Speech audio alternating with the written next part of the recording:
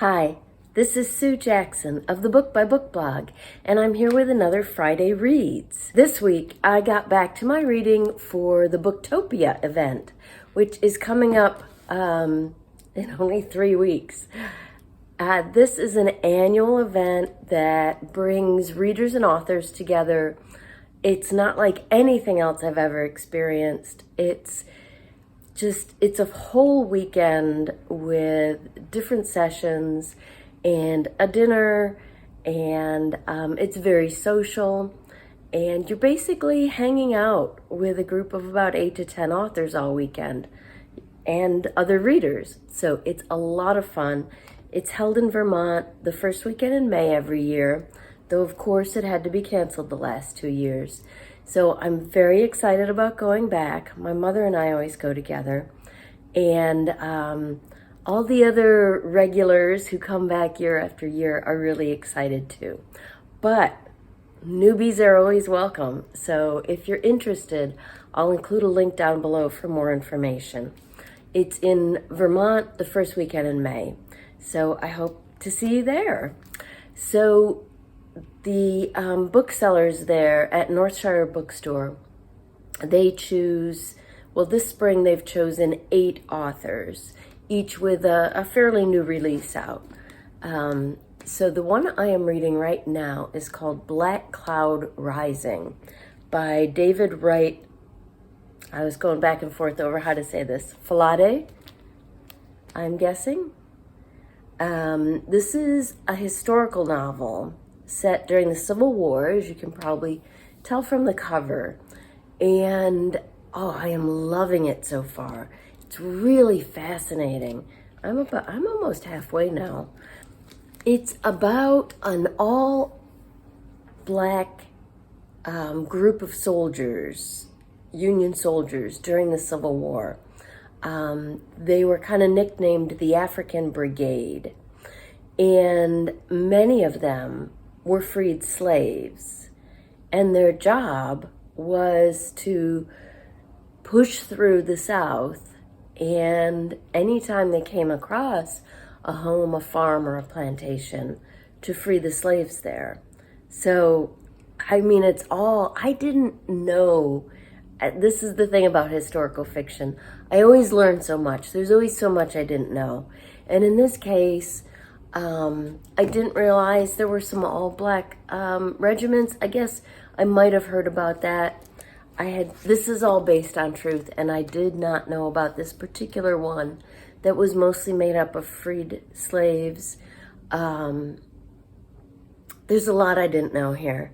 So the main character is a man named Richard, and he is, at the beginning of the story, he's a young boy and a slave, but his father is the master of the house. So you know how that goes. One of the things I'm finding interesting is he grew up on Roanoke Island, which is a small island in North Carolina, off the coast of North Carolina, between it and the barrier islands known as the Outer Banks. So Roanoke Island's kind of sandwiched in there. So it was kind of a small, isolated community. There were no huge plantations there, like we often hear about when we hear about the South during the Civil War. These were small farmers or just homes that maybe had a few slaves. In the case of Richard's father, Mr. Etheridge, he, I don't know, it doesn't say exactly, but like about 6 to 8, I think. And of course, Richard's mother is one of them. And when they get freed, they have the option to go join a freedmen's colony on the island or to join up with the Union Army. So Richard, who's an older teen at this time, I think about 17, he decides to join up, as do most of his childhood friends. Now, one of the really interesting, thought-provoking things in this novel is that Richard grew up side by side with Mr. Etheridge's legitimate white son, a boy named Patrick. The two of them are half brothers. They grew up like brothers. They were actually very close friends as kids, though of course there was always this barrier between them, their difference in status. And as they get older, of course, that is encouraged, particularly of Patrick. So that makes for some really interesting dynamics in the family as Richard is growing up. And even now, as he explains to the Etheridges that he's going to join up with the Union Army. Richard is a sergeant in the Army. The Etheridges did allow him to learn to read and write. Their older daughter, Sarah, taught Richard how to read and write. So he's illiterate. He's quickly promoted to sergeant. And that's where we join him in this book, in charge of one of the, sorry, I'm terrible with military terms, one of the companies in the African Brigade.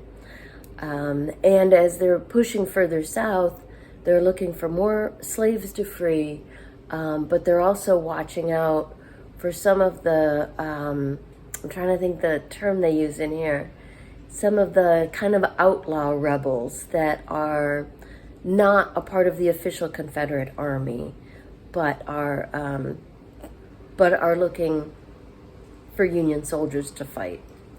So there's all this going on, and it's about this part of the Civil War.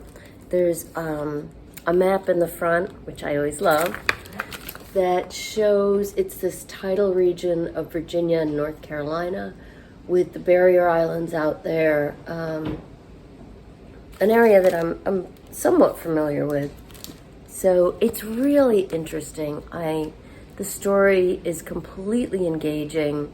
I was pulled into it right away. It's very well written. It's all the more interesting because it's written in the first person from Richard's perspective. So I am really enjoying Black Cloud Rising by David Wright Falade, and I can't wait to meet the author in a few weeks. Now on audio, I am finally listening to a Kate Quinn book. For the last several years, I don't know how long it's been, I have been hearing people just rave about Kate Quinn's historical fiction, and I've never read any of them. So she has a new one out called The Diamond Eye.